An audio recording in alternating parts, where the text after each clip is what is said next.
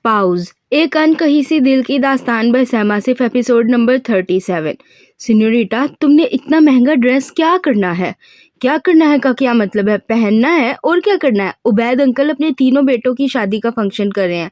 3 function एक साथ हैं। उसमें पहनूंगी और यही ड्रेस पहनूंगी।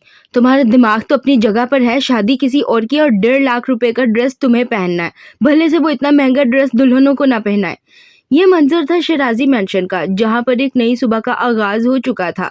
सब लोग धीरे धीरे करते नाश्ते की टेबल पर आ चुके थे जब इन्हें अलवीना के कमरे से इन दोनों मियाँ बीवी की लड़ने की आवाज आई। इन दोनों को यूं लड़ता देखकर सबने एक दूसरे को परेशानी से देखा। सयाम की बात सुनते अलवीना गुस्से से बोली तो सयाम ने भी गुस्से से जवाब दिया, जबकि सयाम का जवाब सुनते अलवीना को मजीद गुस्सा आया। हाँ, तो जब मेरे खर्चे अफोर्ड नहीं होते थे तो क्यों की थी मुझसे शादी? मत करते ना। उस वक्त तो बहुत हीरो बनकर आए थे और गन पॉइंट पर निकाह करवा लिया था। अब खर्चों की बारी आई है तो नानी याद आ रही है। अलवीना, इस दुनिया में ऐसी कोई चीज नहीं है जो डॉक्टर श्याम उर्फ बीस्ट अफोर्ड नहीं कर सकता। 1.5 लाख मेरे लिए कोई बड़ी बात नहीं है, मगर तुम बस मुझे ये बता दो कि इतने महंगे ड्रेस का फायदा क्या है? फायदा क्या है का क्या मतलब है? इसे पहनकर मैं प्यारी लगूंगी?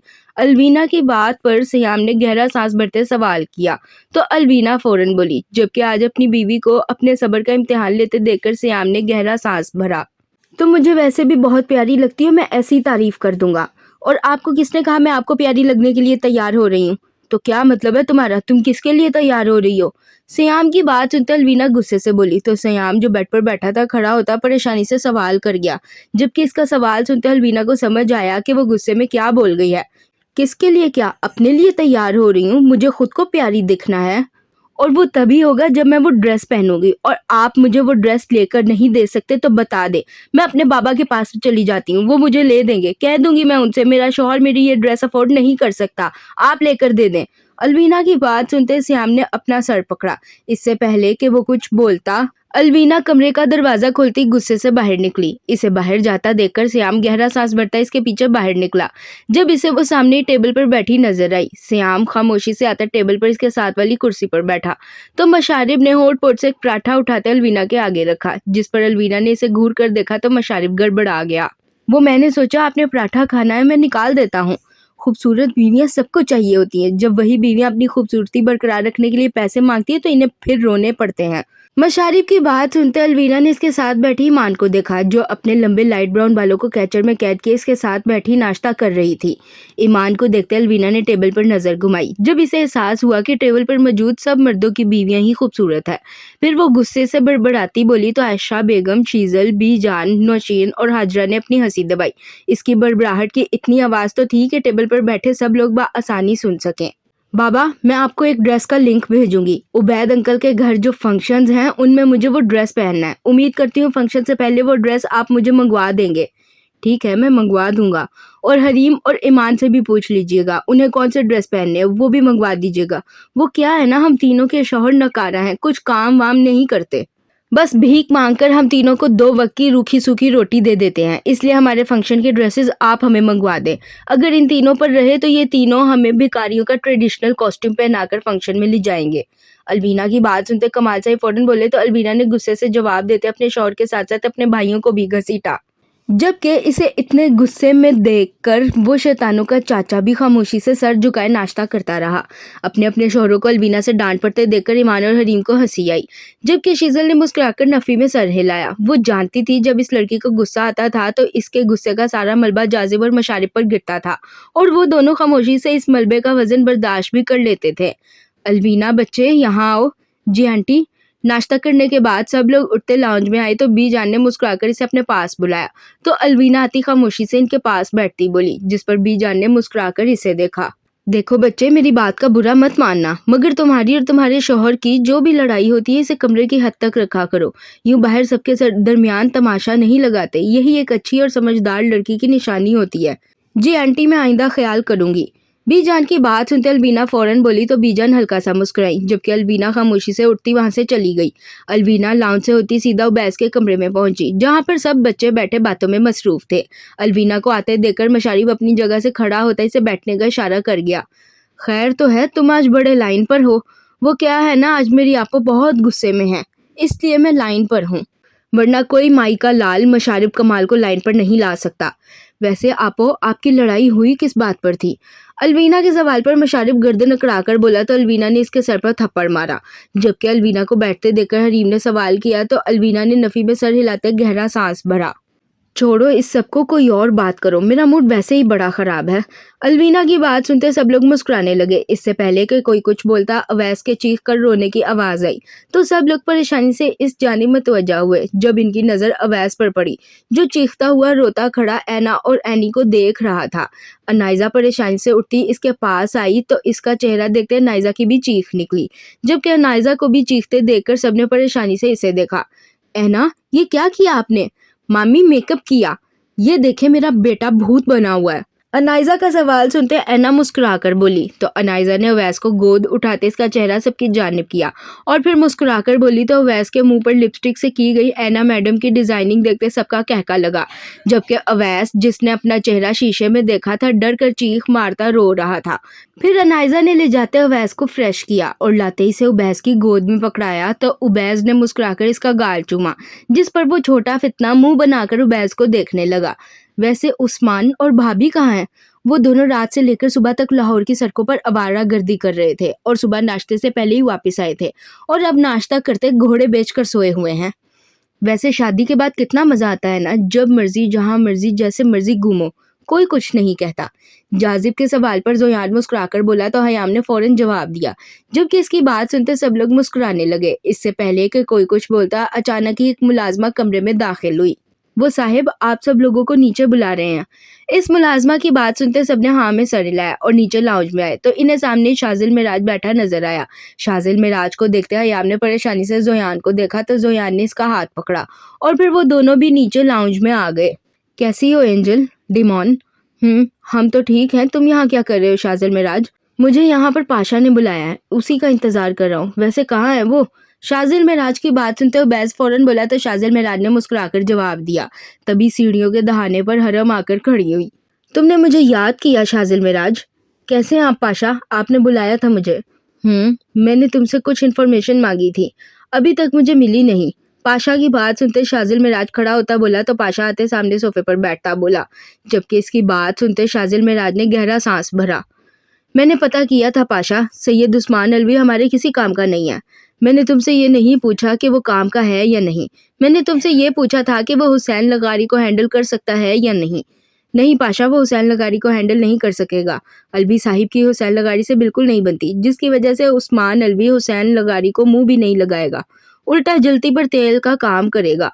हाँ, एक शख्स है जो उसे हैंडल कर सकता है फिलहाल के लिए। अभी शाजिल मिराज बोला ही था कि पाशा इसकी बात काटता बोला। जबकि पाशा की बात सुनते शाजिल मिराज फौरन बोला तो पाशा ने अपना आईब्रो झुकाया। पाकिस्तान का मशहूर डिफेंस लॉयर बहराम तौकीर। हुसैन लगारी को आवारा कुत्ते की तरह खुला ही फिरने दो, क्योंकि वो वैसे भी हमें कोई नुकसान नहीं पहुंचा सकता। ऑक्शन की तैयारी करो और एंजल को रोमानिया भेज दो, डॉक्टर सिया के पास। डॉक्टर सिया स्पेन में है अपनी किसी कॉन्फ्रेंस के सिलसिले में, वो 3 हफ्तों बाद वापिस आएंगी। उसके बाद मैं एंजल को रोमानिया भेजूंगा। शाजिल मिराज की बात सुनते पाशा गुस्से से बोलता उठ खड़ा हुआ। जबकि इसकी बात सुनते शाजिल मिराज फौरन बोला तो पाशा ने हाँ में सर हिलाया और अपने कमरे की जानिब बढ़ा। जबकि पाशा को जाते देखकर शाजिल मिराज ने नफी में सर हिलाया तो हयाम 2 कदम आगे बढ़ी। क्या हुआ शाजिल मिराज? हुसैन लगारी पाशा की जान के पीछे पड़ा है और इसे इस वक्त सिर्फ बहराम रोक सकता है। मगर पाशा बहराम से इतनी नफरत करता है कि वो अपनी जान दांव पर लगाने को तैयार है, मगर बहराम से मदद लेने को तैयार नहीं। ऊपर से ऑक्शन सर पर है। मुझे तुम सब दरिंदों के साथ साथ उस्मान अलवी को भी ऑक्शन में ले जाना है। प्रेशर बहुत है, अल्लाह ही जाने पाशा क्या करने वाला है। उस्मान अलवी को क्यों ऑक्शन में ले जाना है? हयाम के सवाल पर शाजिल मिराज परेशानी से बोला तो उर्विल ने आगे बढ़ते सवाल किया, जिस पर शाजिल मिराज ने इसे हैरानगी से देखा। क्या तुम लोगों को नहीं पता? हमें क्या नहीं पता शाजिल मिराज? सैयद उस्मान अलवी की सुपारी मिली है पाशा को, और तुम लोग तो जानते हो हर साल ऑक्शन में एक इंसान की बलि दी जाती है। ये डार्क वर्ल्ड का असूल है और इस बार का वो इंसान उस्मान अलवी है। ऐसे में पाशा को मिली सुपारी भी पूरी हो जाएगी और ऑक्शन की शुरुआत भी। खैर, अब मैं चलता हूँ, फिर मुलाकात होगी। अल्लाह हाफिज। शाजिल मिराज के सवाल पर डिमोन ने फौरन सवाल किया तो शाजिल मिराज ने गहरा सांस भरते जवाब दिया। जबकि इसकी बात सुनते लाउंज में खड़े सब लोगों के उस्मान और माहम समेत सांस खुश्क हुए। जबकि अपनी बात मुकम्मल करते शाजिल मिराज वहां से चला गया। शाजिल मिराज के जाने के बाद उस्मान ने अपने बाप को देखा जो सोफे पर बैठा अपना सर थाम गया था। ये पॉलिटिशियन साहिब से क्या हो गया था? इससे पहले कि कोई कुछ बोलता स्कॉर्पियो लाउंज में दाखिल हुई और सीधी आती जोयान के पास खड़ी होती इसके हाथ में एक लाल रंग का ब्रेसलेट डाल गई। एक्सक्यूज मी, ये तुम क्या कर रही हो? वही जो तुम्हें बहुत देर पहले कर लेना चाहिए था। हयाम के सवाल पर स्कॉर्पियो फौरन बोली तो हयाम ने हैरानगी से इसे देखा, जबकि स्कॉर्पियो इसे इग्नोर करते सीधा ऊपर पाशा के पास चली गई। इसे यूं जाते देखकर हयाम ने परेशानी से जोयान और उस्मान को देखा, जबकि वो दोनों तो यूं खड़े थे जैसे वहां पर मौजूद ही ना हो। आयशा बेगम तो शाजिल मिराज की बात सुनते बुरी तरह से रोने लगी थी, जबकि माहम ने डर कर उस्मान का हाथ थामा था। ईमान किचन में खड़ी सिकंदर बलाज के लिए फ्रूट्स काट रही थी, जब अचानक पीछे से एक दूधिया सफेद लंबी उंगलियों वाला हाथ आया और इसने सेब की फांक उठाई। इस हाथ को देखते ईमान परेशानी से पलटी तो अपने सामने मशारिब को देखते इसने गहरा सांस भरा। आपने खाना है तो मैं आपको काट देती हूँ, मगर यूं बाबा की प्लेट से मत उठाएं। नहीं, मुझे बस टेस्ट करना था, वो मैंने कर लिया। ये क्या बदतमीजी है मशारिब, मेरा नया सूट है। ईमान की बात सुनते मशारिफ फौरन बोला और फिर इसने जानबूझकर ईमान के दुपट्टे से अपना हाथ साफ किया तो ईमान ने इसकी हरकत देखते गुस्से से बोली, जबकि ईमान की बात सुनते मुशारिफ ने मुस्कुराकर इसे देखा। तो क्या हुआ, मैं शौहर हूँ तुम्हारा, हाथ क्या मुंह भी साफ कर सकता हूँ। मशारिफ मुस्कुराकर बोलता जानबूझकर इसके दुपट्टे से अपना मुंह साफ कर गया, जबकि मशारिब की इस हरकत ने ईमान को मजीद गुस्सा दिलाया और वो पास पड़ा बेलन उठा गई। ईमान को बेलन उठाते देखकर मशारिब छपाक से बाहर भागा तो ईमान भी गुस्से से इसके पीछे भागी। आंटी बचाएं! आए हाय लड़की, क्यों बेलन लेकर मेरे बच्चे के पीछे पड़ी हो? आंटी, आपके इस बच्चे ने मेरा नया सूट खराब कर दिया, अपने गंदे हाथ और मुंह मेरे दुपट्टे से साफ कर लिए। मशारिब जो किचन से भागता लाउंज में आया था नौशीन बेगम के पीछे चुपता बोला तो नौशीन बेगम ने परेशानी से जवाब दिया, जबकि इनकी बात सुनते ईमान गुस्से से बोली। तो पास खड़ी शीजल ने मशारिब को घूरा। वो शैतानों का चाचा जी अपनी बीवी को भी नहीं बख्शता था। मॉम, आपको नहीं लगता हमने ईमान के साथ ज्यादती कर दी है? सच कहूँ जाजिब, तो अब तो मुझे भी यही फील होता है। अच्छा ही है कमाल साहिब ईमान की रुखसती पर नहीं मान रहे, वरना तो ईमान बेचारी पागल हो जाती इस लड़के को झेल झेल कर। जाजिब जो अभी आता शीजल के पास खड़ा हुआ था इसके कंधों के गिर्द हाथ फैलाता मशारिब को देखता परेशानी से बोला, तो शीजल ने फौरन जवाब दिया, जबकि इसकी बात सुनते पास खड़ी हरीम ने अपनी हंसी दबाई। देखो, मैं मजाजी खुदा हूँ तुम्हारा, तुम्हें मेरी इज्जत करनी चाहिए, और तुम हो के ये बेलन लेकर मेरे पीछे चंडाल बनी घूम रही हो। मैं चंडाल हूँ? आज तो नहीं छोड़ूंगी मैं आपको।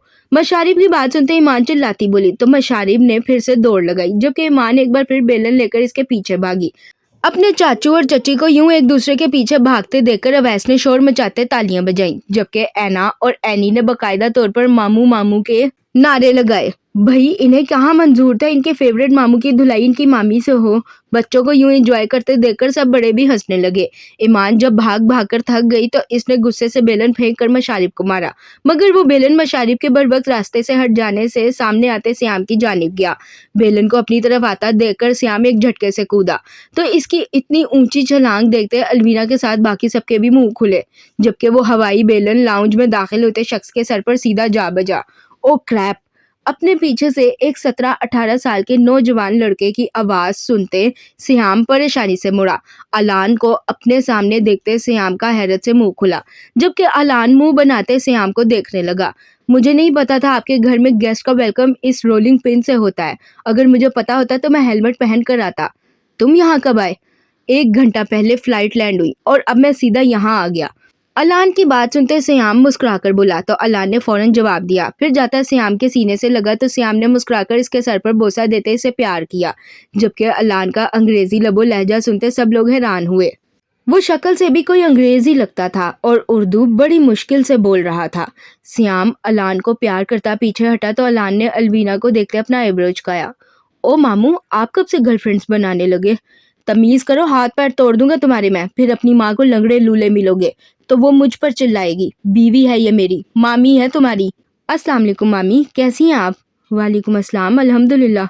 अलान की बात सुनते सियाम गुस्से से बोला तो अलान ने कहका लगाया। फिर अलवीना को देखता बोला तो अलवीना ने परेशानी से जवाब दिया, यकीनन मामू ने आपको मेरे बारे में कुछ नहीं बताया होगा। चले मैं बता देता हूँ, मैं अलान सिकंदर हूँ, इनका इकलौता भांजा। अभी तक वो क्या है ना, मैं मॉम को बहुत कहता हूँ कि वो शादी कर लें, मगर उन्हें शादी करने की फुर्सत ही नहीं है। बहुत बिजी वुमेन है वो।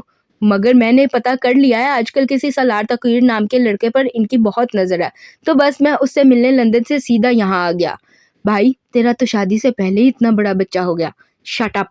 अलान की बात सुनते सबने हैरानगी से एक दूसरे को देखा, जबकि मशारिब सलार के कान के पास झुलता हल्की आवाज में बोला तो सलार ने गुस्से से जवाब दिया, जिस पर मशारिब ने मुंह बनाया। Oh hi Barbie doll, looking so pretty. Thank you. Alvina को परेशान देखते अलान हैरानगी से लाउंज में नजर घुमाई, जब इसे सामने ही एनी हाथ में अपना पीला ट्वीटी पकड़े खड़े नजर आई। एनी को देखते अलान मुस्कुराकर पंजों के पल इसके सामने बैठता बोला। तो एनी ने डरते डरते इसे देखा, जबकि एना इसके पास आकर खड़ी होती बोली तो अलान ने सर घुमाकर इसे देखा। ओह वाओ, तुम तो ट्विंस हो, बिल्कुल मेरी फैरी की तरह। पता है वो भी ट्विंस है। इनमें से जो पुलिस वाली है ना, उनकी शादी हो गई किसी बिजनेसमैन से, और दूसरी वो तो डॉन है, बिल्कुल मेरी मम्मा की तरह। मगर मैं जब भी उनसे शादी की बात करता हूँ वो मुझे अपना बेटा बना लेती हैं। है ना सैड? अलान मुस्कुराकर बोला तो ऐना ने हाँ में सर हिलाया, जबकि ऐना का सर हाँ में हिलते देखकर अलान ने कहका लगाया। तुम्हें मेरी फैरी के बारे में कैसे पता बार्बी डॉल? मुझे नहीं पता आपकी फैरी के बारे में, मगर वो चॉकलेट के बारे में पता है जो आपकी पॉकेट से बाहर मेरे पास आना चाहती है। ओके ये लो, मगर मेरे पास वन है तो आप अपनी ट्विनी से भी शेयर करिएगा, ओके? अलान के सवाल पर ऐना फौरन बोली तो इस चलाको मासी को देखते अलान ने हैरानगी से अपनी शर्ट की पॉकेट को देखा, जहां से बस हल्का सा पर्पल रैपर नजर आ रहा था। इस रैपर को देखते अलान मुस्कुराता बोलता इसे चॉकलेट पकड़ा गया, जबकि ऐना हाँ में सर हिलाती चॉकलेट लेती फौरन अपनी माँ के पास भागी ताकि वो बराबर की इसे और एनी को दे सके। तुम अवैस शराजी हो, राइट? यू नंदे बेबी, और आप गंदे बेबी हो। हाँ, ऐसा क्यों? मैं गंदा बेबी कैसे हूँ? क्योंकि तुमने ऐना को चॉकलेट दी मगर उसे चॉकलेट नहीं दी, इसलिए तुम गंदे बेबी हो। अलान अवैस के सामने खड़ा होता बोला तो अवैस, जो इस वक्त जोयान की गोद में चढ़ा हुआ था, अपने सीने पर अपने नन्हे नन्हे हाथ बांधता बोला। तो अलान ने परेशानी से सवाल किया। अलान का सवाल सुनते जॉगिंग करके आती हरम लाउंज के दरवाजे में खड़ी होती बोली। तो अलान ने मुस्कुराकर इसे देखा। वो इस आवाज को बहुत अच्छे से पहचानता था। पाशा, कैसे हैं आप? मैं ठीक हूँ, तुम कैसे हो और यहाँ क्या कर रहे हो? वो मुझे यूनी से छुट्टियाँ मिली थी तो मैंने सोचा आपको और मॉम को मिल लूँ। मुझे आप दोनों की बहुत याद आ रही थी, खास तौर पे आपकी। अलान मुस्कुराकर सवाल करता हरम की जानिब मुड़ा तो हरम ने मुस्कुराकर सवाल करते इसके लाइट ब्राउन बालों में हाथ फेरा, जिस पर अलान फौरन बोला और इसने आंख में की तो हरम ने इसके सर पर थप्पड़ मारा। अलान सिकंदर, बाज आ जाओ अपनी हरकतों से, नहीं तो बहुत बुरा पिटोगे मुझसे। वैसे मॉम कहाँ हैं? और मुझे आपसे एक शिकायत भी है। मुझे पता चला कि आपने मेरी मॉम को उस घटिया पॉलिटिशियन के बेटे की गार्ड बना दिया। अलान, लैंग्वेज, वो बड़े हैं आपसे। हरम की बात सुनते अलान मुंह बनाता बोला तो हरम ने गुस्से से जवाब दिया, जिस पर अलान को मजीद गुस्सा आया। मुझे पता है वो बड़े हैं, मगर मैं उनकी रिस्पेक्ट हरगिज नहीं करूंगा। अरे उस शख्स की रिस्पेक्ट कौन करेगा जो अपने बच्चों का ना हो सका? इसे सिर्फ अपनी बरादरी की फिक्र है। बच्चे जाएं भाड़ में। मैं आपको बता रहा हूँ पाशा, इस बार वो इलेक्शन हार जाएगा, देखना आप, क्योंकि सारी नौजवान यूथ को नफरत है उससे। अरे उसने अपने बड़े बेटे की जान दांव पर लगा दी आपके पास इसे गिरवी रखकर। अपने छोटे बेटे की पसंद को इग्नोर करके उसको भी मुसीबत में डाल दिया। और बेटी, वो बेचारी तो कुछ बोल ही नहीं पाएगी। जो शख्स अपने बेटों की नहीं सुन रहा वो बेटी की कहाँ सुनेगा? वो पॉलिटिशियन पैसे और पावर के चक्कर में अंधा हो गया है। इसे अपने बच्चों की खुशियां भी नजर नहीं आ रही। पाशा, मेरे मुताबिक तो आपको इसके बच्चों की हिफाजत दूसरे लोगों से नहीं, उनके अपने बाप से ही करनी चाहिए, क्योंकि सबसे खतरनाक वो बुढ़ा ही है। अपनी कुर्सी की खातिर अपने बेटे को मारने चला है। हो गया तुम्हारा या कुछ बाकी है? मुझे ओवैस भी बहुत पसंद है, मगर ये तो मुझे गंदा बोल रहा है और मेरे पास भी नहीं आ रहा। मेरे पास चॉकलेट नहीं है देने के लिए। आप प्लीज इसको बोलो मेरे पास आ जाए, मैं बाद में चॉकलेट ला दूंगा, पक्का। अलान की बातें सुनते जोयान ने अपनी हंसी दबाई। वो अपने बाप से इस कदर नाराज था कि उनकी बेइज्जती मुस्कुरा कर सुन रहा था, और 3 दिन से उन्हें बुलाना तो दूर उनकी तरफ देखा भी नहीं था। जबकि अलान की बातें सुनते हरम ने गहरा सांस भरते सवाल किया तो अलान अवैस को देखता बोला, जिस पर इस छोटे फितने ने गुस्से से मुंह मोड़ा। वो अपने बाप की नहीं सुनता, मेरी कहाँ से सुनेगा? तुम अवैस को कैसे जानते हो? अरे फ्रांस के डॉन डिमॉन की इकलौती बिगड़ी नवाब औलाद है, जिससे डिमॉन खुद भी पनाह मांगता है। इसे मैं कैसे नहीं जानता हूँगा? पूरे डार्क वर्ल्ड में इस छोटे नवाब के चर्चे हैं। माना जाता है ये आने वाले वक्त में फ्रांस का डॉन बनेगा। अवैस के गुस्से से अलान को घूरते देखकर हरम मुस्कुराकर बोली। तो जोयान ने परेशानी से सवाल किया, जिस पर अलान फौरन बोला तो उबैस ने अपनी हंसी दबाई। जबकि जोयान, सलार, मशारिब और उमैस ने मुंह खोलते इस छोटे फितने को देखा जो जोयान की गोद में चढ़ा अलान को घूर रहा था। तुम बैठो, मैं फ्रेश होकर आती हूँ। तुम्हारी मॉम बाहर गई हैं काम से, आती ही होंगी। सुल्ताना बाजी इसे जूस वगैरह दे। हरम की बात सुनते अलान ने मुस्कुराकर हाँ में सर हिलाया, जबकि हरम मुलाजमा को हुक्म देती वहां से चली गई। तो अलान सबके साथ आता लाउंज में सोफों पर बैठा। सियाम तो पहले ही कमरे में जा चुका था। अब इस वक्त अलान इन सब लोगों में सिर्फ 3 चेहरों को पहचानता था और वो चेहरे डिमॉन, नाइट किंग और एंजल के थे। बाबा, मुझे नहीं पता था आपका एक बेटा भी है। दामाद जी, मुझे भी आज ही पता चला है कि मेरा एक बेटा भी है। अरे नहीं सर, मैं आपका सगा बेटा नहीं हूँ। दरअसल मेरे फादर मुझे मेरे पैदा होने से पहले ही छोड़ गए थे और मेरी मॉम यतीम थी, तो मेरी पैदाइश के बाद उन्हें शाजिल मिराज ने संभाला और फिर जब आपकी बेटी पाशा बनी तो उन्होंने मेरे सर नेम की जगह पर आपका नाम लिख दिया और यूं मैं आपका ले पालक बेटा बन गया। मुझे लंदन जाना था पढ़ाई करने और उसके लिए एक स्ट्रॉन्ग बैकग्राउंड की ज़रूरत थी, तो पाशा ने वो बैकग्राउंड आपको बना दिया और अब मैं पिछले 6 साल से लंदन में पढ़ाई कर रहा हूँ और मेरा सारा खर्चा पाशा उठाते हैं। मशारिफ की बात सुनते सिकंदर बलाज परेशान से बोले तो अलान ने मुस्कुराकर जवाब दिया, जबकि इसकी बात सुनते मशारिफ ने इसे गौर से देखा। तो तुम्हारा बाप क्यों तुम्हें और तुम्हारी मॉम को छोड़ गया? वो इसलिए क्योंकि वो गैर मुस्लिम था और जब मुझे ये बात पता चली तो मैंने इसे छोड़ दिया और अपना बेटा भी उसे कभी नहीं दिया। वो वापस अपने मुल्क चला गया और उसके बाद कभी मैंने उसको अपने बेटे का चेहरा देखने नहीं दिया। मशारिफ के सवाल पर अलान ने परेशानी से देखा और अटकते अटकते बोलना शुरू किया। इससे पहले कि वो मजीद कुछ बोलता लाउंज में दाखिल होती स्कॉर्पियो गुस्से से बोली तो सबने परेशानी से इसे देखा, जबकि अलान मुस्कुराकर उठता अपनी माँ के सीने से लगा। मेरा प्यारा बेटा, कितने सालों बाद मैं तुम्हें देख रही हूँ।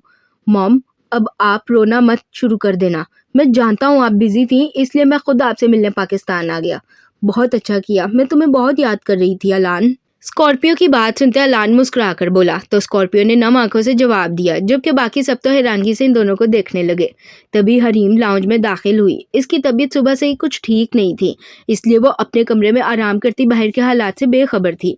हरीम जैसे ही लाउंज में दाखिल हुई तो लाउंज में एक 17 साल के लड़के को देखकर हैरान हुई।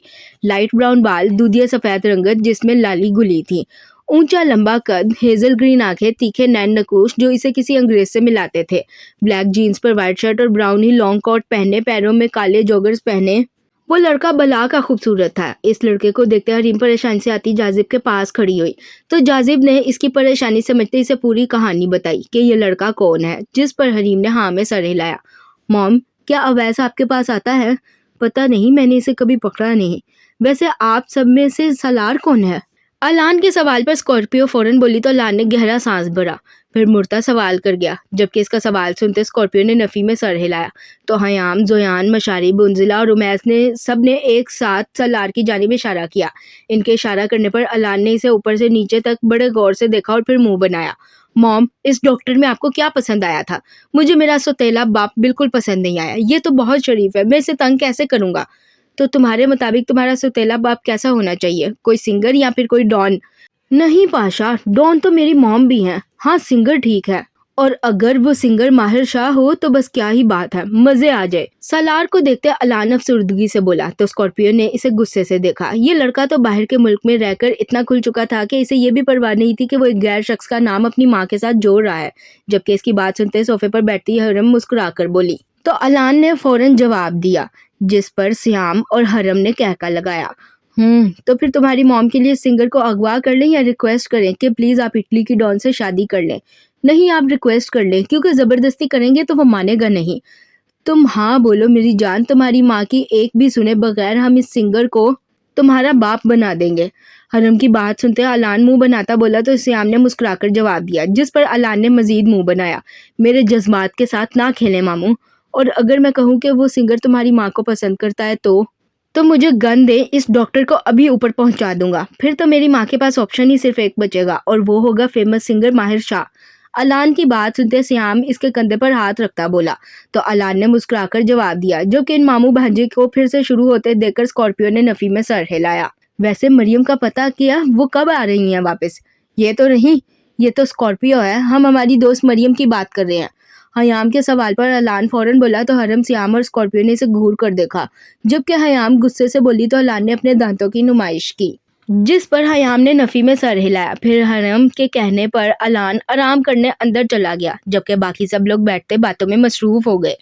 ये मंजर था मलिक मैंशन का, जहां पर इस वक्त दोपहर के खाने की तैयारी की जा रही थी, जब मैंशन के पोर्च में एक काली रेंज रोवर आकर रुकी थी और इसमें से हयाम के साथ साथ जोयान भी उतरा था। वो दोनों मलिक मैंशन में दाखिल होते सीधा डाइनिंग हॉल में पहुंचे। जैसे ही वो दोनों डाइनिंग हॉल में पहुंचे, सामने का मंजर देखते हयाम का दिमाग घुमा।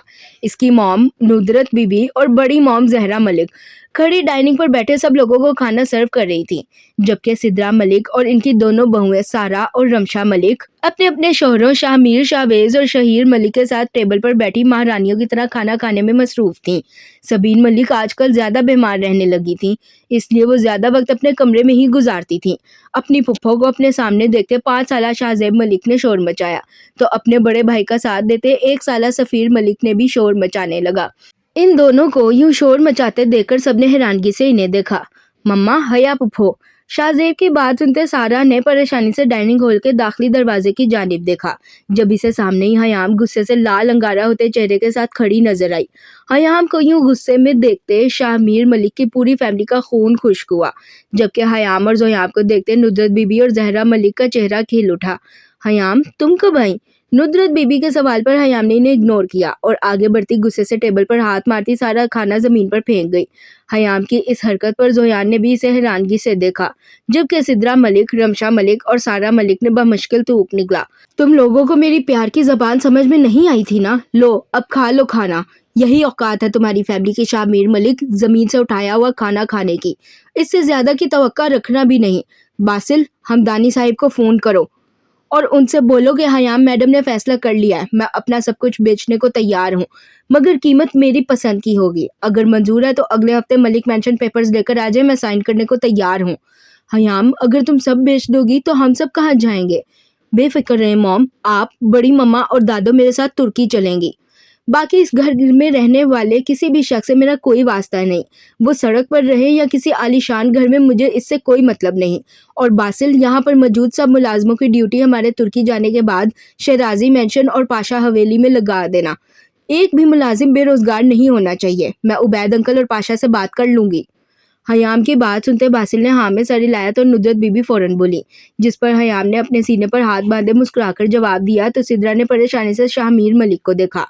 और आप ताईजान, आपसे तो मेरा अलग हिसाब निकलता है। आपके पाँव तो ठीक हो गए होंगे ना? अब आगे के जख्मों के लिए तैयार रहें। आपने मुझे 3 गोलियां मारकर एक ही बार में किस्सा खत्म करना चाहा था, मगर मैं एंजल हूँ, अपने दुश्मनों को आसान मौत नहीं देती। आपकी मौत तो मेरे हाथों ही लिखी है, मगर बहुत दर्दनाक। याद रखिएगा, तुम ये अपनी जायदाद और दौलत का रोब किस पर झाड़ रही हो? मेरा बाप अभी जिंदा है, वो संभाल लेगा हमें। हाँ बिल्कुल, मैं भी अपने भाई के घर चली जाऊंगी, फिर तुम मेरा कुछ नहीं बिगाड़ सकोगी। समझी हयाम अजमीर मलिक? और आप अपने कौन से भाई के घर जाएंगी? आई एम सॉरी, मगर मैं सिर्फ अपने शौहर और बेटे को लेकर जाऊंगी और किसी को नहीं। रमशा की बात सुनते सिद्रा मलिक भी गुस्से से बोली, तो रमशा ने परेशानी से सवाल करते जवाब दिया, जबकि इसकी बात सुनते सिद्रा मलिक को हैरानगी का झटका लगा। मतलब कि वो लड़की जिसके लिए वो अपने सगे बेटे से लड़ गई, आज वही इसका साथ छोड़ रही थी। कितनी बेहिस थी वो। मगर शायद सिद्रा मलिक भूल गई थी कि यह मक्का फाते अमल था। जो इन्होंने किया था अब वो सब पाना भी था। और तुम हमें बातें करती हो? तुम हो कौन? एक गैर लड़के के साथ फिर रही हो? वाओ, गैर नहीं है वो, शौहर है मेरा, निकाह किया है हमने। मगर ये तो पॉलिटिशियन सैयद इब्राहिम अलवी का बेटा है ना, और इसका निकाह तुमसे हो गया और किसी को पता भी नहीं? ऐसा कैसे हो सकता है? रमशा मलिक की बात सुनते हयाम फौरन बोली, तो सबने हैरानगी से इसे देखा, जबकि जोयान बिल्कुल खामोश रहा। इसने कोई रिएक्शन ना दिया। शायद से वो पहले से ही जानता था कि हयाम सिर्फ इसे यहाँ क्यों लेकर आ रही है। जबकि हयाम की बात सुनते सारा मलिक तंजिया बोली, तो हयाम कुछ खामोश हुई। वो इसलिए क्योंकि मैंने अपनी कास्ट के बाहर अपने बाप के खिलाफ जाकर निकाह किया है, और क्योंकि इलेक्शन सर पर है तो बाबा नहीं चाहते कि ये बात अभी किसी को पता चले और इनका कोई स्कैंडल बने। इलेक्शन के बाद बाबा सबको बता देंगे इस निकाह के बारे में। हाँ, वो एक गैर जात की लड़की को कबूल कर लेंगे? कभी नहीं। जब उनका बेटा उन्हें खुदकुशी की धमकी देकर निकाह में बैठने पर मजबूर कर सकता है, तो क्या वो उनसे अपनी बीवी कबूल नहीं करवा सकता? हयाम को खामोश देखते जोयान फौरन बोला, तो शाहमीर मलिक ने फौरन जवाब दिया। जबकि इनकी बात सुनते जोयान तंजिया बोला, तो शाहमीर मलिक कुछ खामोश हुए। जबकि हयाम आगे बढ़ती टेबल पर हाथ रखती झुकी। तुम्हारी औकात तो मैं तुम्हें याद करवा के रहूंगी शाहमीर मलिक। मैं वो हयाम अजमीर मलिक नहीं हूँ जिसे तुम पिज़्ज़ा का झांसा देकर इससे पेपर्स पर साइन करवा लोगे। मैं एंजल हूँ जो अपना हक तुम्हारी अंतड़ियों से भी निकलवा लेगी। लाहौर की सड़कों पर भीख मांगने की प्रैक्टिस कर लो, क्योंकि अब से वही तुम्हारा मुकद्दर होगा। हयाम की बात सुनते शामिर मलिक को अपना वजूद वाकई ही में लाहौर की सड़कों पर भीख मांगते नजर आया।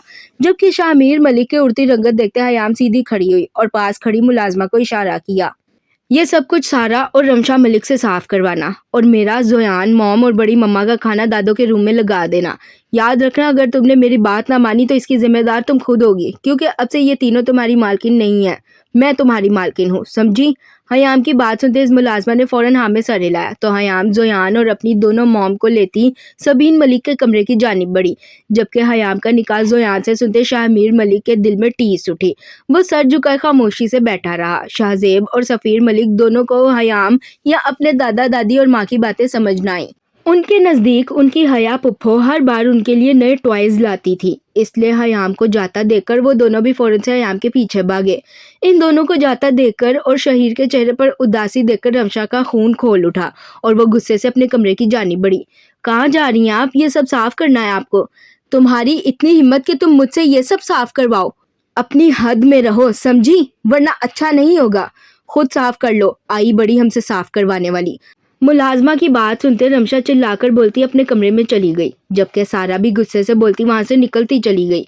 पीछे मुलाजमा गहरा सांस भरती मलिक मेंशन की औरतों को देखती रह गई। हया पुप्पो? जी हया पुप्पो की जान, आप मेरे और सफीर के लिए टॉयज नहीं लाई? पुप्पो की जान, पुप्पो आप दोनों के टॉयज थोड़ी भूल सकती हैं, बासिल अंकल गाड़ी से लेने गए हैं। शाहजेब की बात सुनते हयाम मुस्कुराकर बोली तो शाहजेब ने इधर उधर देखते परेशान से सवाल किया, जिस पर हयाम मुस्कुराकर बोली तो सफीर और शाहजेब दोनों ने शोर मचाया। इन्हें यूं शोर मचाते देखकर हयाम कहका लगाकर हंसी। फिर कुछ देर बाद इन दोनों को इनके टॉयज देते खुद सबीन मलिक और सबके साथ खाना खाने लगी। खाना खाने के बाद जहरा मलिक हयाम और जोयान को ऊपर कमरे में छोड़ आई। जबकि कमरे में आते ही हयाम अपना सर पकड़ती सोफे पर बैठी तो जोयान इसके साथ बैठा। आई एम सॉरी जोयान, मैं उस वक्त गुस्से में न जाने क्या बोल गई। तुम प्लीज मुझे गलत मत समझना। किस मामले में गलत मत समझूं? इस मामले में कि तुम अपनी माँ के लिए इतना कुछ कर रही हो, या इस मामले में कि तुमने सबके सामने मुझे अपना शौहर कहा? हयाम की बात सुनते जोयान ने सवाल किया तो हयाम ने अपना सर झुकाया, जिस पर जोयान ने गहरा सांस भरा। हयाम, तुम्हें यूं शर्मिंदा होने की ज़रूरत नहीं, और अच्छी बात है तुमने इनके सामने मुझे अपना शौहर कहा। ऐसे में वो सब तुम्हें अकेला नहीं समझेंगे, और फिर तुमने ही तो कहा था कि तुम चाहती हो अपना ये हसीन वक्त मेरे साथ गुजारना, ये फील करना चाहती हो कि अगर हम एक साथ होंगे तो हम अपनी ज़िंदगी कैसे गुजारेंगे। तो मेरे ख्याल से ये एक अच्छा मौका है हमारे पास एक दूसरे के साथ वक्त गुजारने का। मगर मॉम और बड़ी मम्मा तुम्हें अपना दामाद समझकर तुम्हें प्रोटोकॉल देंगी, जैसे अभी नीचे खाने पर दे रही थी। तुम्हें उससे मसला तो नहीं होगा? नहीं, मुझे क्या मसला होना, बल्कि अच्छी बात है ना, मुझे अभी से पता चल जाएगा कि मेरी दोनों सासू मॉम्स कैसी हैं। आगे की जिंदगी के लिए आसानी होगी मुझे, क्योंकि एक ना एक दिन इस घर का दामाद मुझे ही बनना है। हाँ, बस तुम ये सोच लो कि रात का क्या करना है, क्योंकि उनकी नज़र में हम मियाँ बीवी हैं, तो वो दोनों हमें एक ही कमरे में रोकेंगे। रात को सोएंगे कैसे? अभी एक ही कमरे में रात तो नहीं गुजार सकते। जोयान की बात सुनते हयाम परेशानी से बोली तो जोयान ने मुस्कुराकर जवाब दिया, जबकि इसकी बात सुनते हयाम ने मुस्कुराकर हाँ में सर हिलाया। इसका भी सोल्यूशन है मेरे पास। ये जो मेरा रूम है ना, बाबा ने इसमें मेरे लिए एक एक्स्ट्रा रूम भी बनवाया था। इस दूसरे रूम के 2 दरवाजे हैं, एक मेरे रूम में है और दूसरा बाहर कॉरिडोर में। वो जो कॉरिडोर वाला दरवाज़ा है वो हमेशा बंद रहता है, तो हम आसानी से अलग अलग रूम्स में सो सकते हैं। इस रूम में आराम से रहने के लिए सब कुछ मौजूद है, तुम्हें कोई प्रॉब्लम नहीं होगी। मगर हया, तुमने तो कहा था कि तुम कभी भी इस घर में नहीं रही, फिर ये रूम्स तुम्हारे बाबा ने तुम्हारे लिए कैसे बनवाए? हाँ, मैं कभी इस घर में नहीं रही, मगर मेरे बाबा का ख्वाब था कि मैं एक दफ़ा इस घर में आकर रहूं, तो बस इसीलिए उन्होंने ये 2 रूम्स बनवाए थे। ये बाहर वाला मॉम और बाबा के लिए और वो अंदर वाला मेरे लिए। मगर बाबा को कभी इन रूम्स में अपनी ख्वाहिश के मुताबिक रहने का मौका ही नहीं मिला, क्योंकि तायाबू की वजह से बाबा कभी हमें इस घर ला ही नहीं सके थे। बाबा की वफ़ात के बाद मैं और मॉम पहली बार उस घर में आए थे। तब मैं 18 की थी और तभी मुझे ये रूम्स वाली बात बड़ी मम्मा ने बताई थी। उन्होंने कहा था कि बाबा हमेशा उनसे कहते थे कि एक दिन उनकी बेटी और वो मिलकर इन दोनों कमरों में रहेंगे। अब बाबा तो नहीं है, इसलिए मैं ये दोनों कमरे रख लूं, और बस फिर मैं इन्हीं कमरों में रहने लगी। हयाम की बात सुनते जोयान परेशानी से बोला तो हयाम ने फौरन जवाब दिया, जिस पर जोयान ने मुस्कुराकर हाँ में सर हिलाया। मैं वो रूम देख लूं? जोयान के सवाल पर हयाम ने हाँ में सर हिलाया और फिर इसका हाथ पकड़ते अंदर वाले कमरे की जानिब बढ़ी। तो इस छोटे मगर इंतहाई खूबसूरत कमरे को देखते जोयान हल्का सा मुस्कुराया। इस कमरे की सजावट और बनावट देखकर ही समझ आता था कि बनाने वाले ने इसे कितने दिल और शौक से बनाया है। इस कमरे को देखते जोयान ने गहरा सांस भरा तो हयाम ने परेशानी से इसे देखा। क्या हुआ जोयान? ये कमरा इतना खूबसूरत है। हयाम, अजमेर मलिक तो इस कमरे में कभी नहीं रह सकी, मगर ये कमरा देखकर मैं चाहता हूँ कि इसमें सैयदा हयात जोयान अलवी जरूर रुके, मगर वो भी मुमकिन नहीं। तुम तो इसे बेच दोगी। सैयदा हयात जोयान अलवी? हयाम के सवाल पर जोयान अफसुर्दगी से बोला तो इसकी बात सुनते हयाम, जो इसका बाजू पकड़े खड़ी थी, मुस्कुराकर सवाल कर गई, जिस पर जोयान हल्का सा मुस्कुराया। क्यों, तुम्हें ये नाम पसंद नहीं आया? बहुत पसंद आया, और फिक्र मत करो, मैं सिर्फ अपना बिजनेस बेच रही हूँ, प्रॉपर्टीज नहीं। वो सब अब भी मेरे पास ही हैं। फिर तो ठीक है, देखना तुम इंशाल्लाह एक दिन इस कमरे में सैयदा हयात जोयान अलवी जरूर रुकेगी, और इस बाहर वाले कमरे में सैयद जोयान अलवी और उनकी मताए जान हयाम जोयान अलवी। क्यों, ठीक है ना? जोयान के सवाल पर हयाम मुस्कुराकर बोली तो जोयान ने फौरन जवाब दिया। जबकि इसकी बात सुनते हयाम ने इसके कंधे पर अपना सर रखा तो इन दोनों को इस कमरे में नन्ही सी 5 साला सैयदा हयात जोयान अलवी लाल रंग के फ्रॉक में घूमती फिरती नजर आई।